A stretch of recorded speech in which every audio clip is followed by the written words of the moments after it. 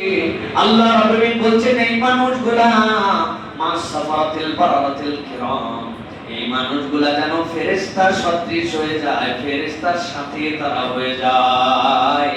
এই জন্য কোরআনুল কারীমের তিলাওয়াত ছাড়া ব্যক্তির জীবনে কখনো বরকত আশা করা যায় না। বান্দা সব কিছুতে সময় দেয়, কিন্তু এখনকার সমাজে আমাদের কোরআনুল কারীম পড়ার সময় না, ঠিক কি না প্রিয় ভাইরা? এই যে শাফিআন লিআসহাবিহি, এটার ব্যাখ্যা করেছেন মুহাদ্দিসিন কিরাম, ইন্টারেস্টিং ব্যাখ্যা। একজন লোক 30 পারা কোরআনের হাফেজ, সেও কিন্তু সাহিবুল কোরআন। আরেকজন লোক কিচ্ছু জানে না, আজকে মুসলমান হইছে, খালি পড়তে শিখছে বিসমিল্লাহির রহমানির রহিম, সেও বিসমিল্লাহ এইটুকু কোরআনের আয়াত হিসাবে সেটার জন্য সাহিবুল কোরআন।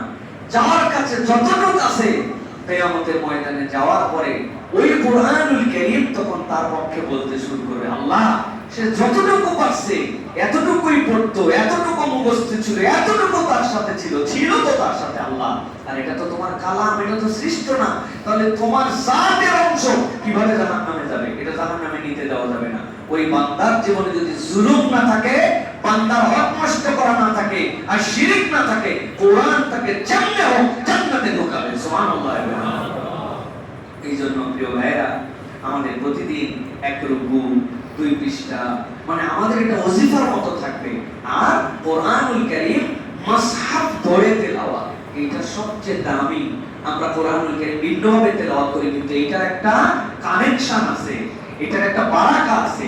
যারা হাফেজ তাদের কাছে খবর নিয়ে দেখবেন, যেইটাতে নাজেরা পড়ছে, যেইটাতে সবক দিছে, সারা জীবন ওই কোরআনুল কারীম নিজের কাছে রাখে, কোনদিন ওই কোরআনুল কারীম কাউকে দেয় না। কি আর স্যার আছে না, ওই যে সবক শোনানোর সময় কোন জায়গায় ওস্তাদ ভুল ধরছিলেন, সাদা সাদা গোল গোল বল জিহ্বাতে থুতু দিয়ে আমরা জায়গায় লাগায় রাখছি, এখনো ওই জায়গায় লাগানো আছে। সবকে বলছিল ওস্তাদ কোন জায়গায় ভুল না ভুল করার জন্য শাক করে একটা বাড়ি দিয়েছিল, 3 বার দেওয়ার পরেও ভুল হয়েছে, ওই জায়গায় লাল কালারের একটা কল্লা লাগানো আছে। কোরআনুল কারীম পড়তে পড়তে ওইটা মানে একদম নিউজ প্রিন্টের মতো হয়ে গেছে।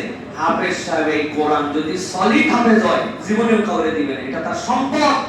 ওইটার যে বরকত, ওইটার যে অ্যাটাচমেন্ট, ওইটার যে কানেকশন, আপনার কাছে চ্যালেঞ্জ দিলাম, আপনি আপনার একটা পার্সোনাল কোরআন বানান, প্রত্যেকদিন জানা সূরাগুলো ওখান থেকে পড়েন, আবার পড়েন, ইয়াসিন পড়েন, রহমান পড়েন, মুলক পড়েন, মুজাম্মিল পড়েন, আলাম তারা থেকে সূরা নাস পর্যন্ত পড়েন, সূরা ফাতিহা ওখান থেকে আরেকবার কোরআনুল কারীম দেখে দেখে পড়েন।